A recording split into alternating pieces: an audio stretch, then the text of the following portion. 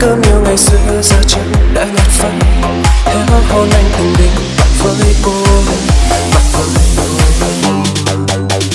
Hãy cho anh xin lại nụ hôn để anh được hóng bờ môi đã khô. Hãy cho anh xin một câu nói dù là lừa dối nhưng thà em nói, còn nhẹ nhàng hơn sự im lặng kia đã mang anh từ lâu về nơi ngục sâu. Đã giam anh cùng với nhớ thương em dù chờ đợi. Yêu đã được yêu, đã được quên, đã được nhớ, chẳng biết nhớ gì từ nhớ rồi từ khóc rồi lại thôi. Chẳng biết khóc ai vì ai đã chẳng còn nữa mà cứ ngỡ ai vẫn đâu đây. Yêu tìm lối thoát, tìm bàn tay, tìm bờ vai, tay đã buông tay mà vẫn nhớ rồi từ nữa chỉ là mơ. Yêu đã tan rồi mà nỗi thôi cũng không thể giữ nỗi đau.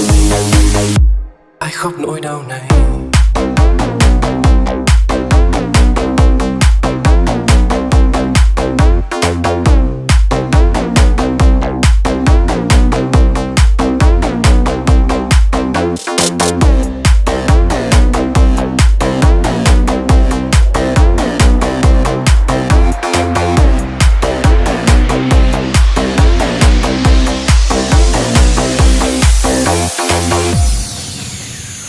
Cho anh xin lại nụ hôn để anh được hóng bờ môi đã khô.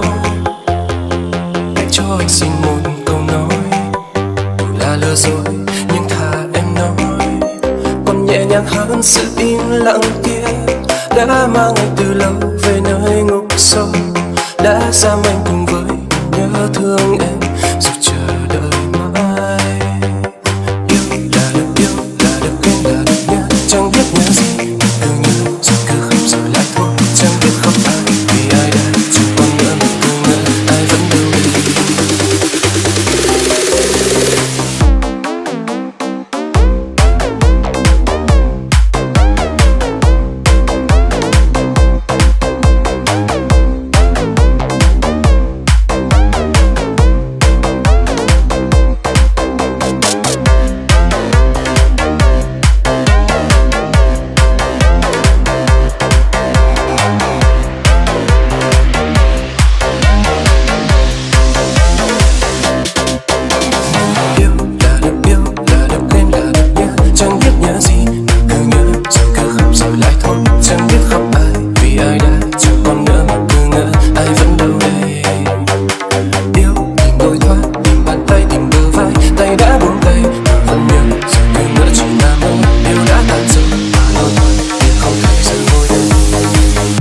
Ai khóc nỗi đau này.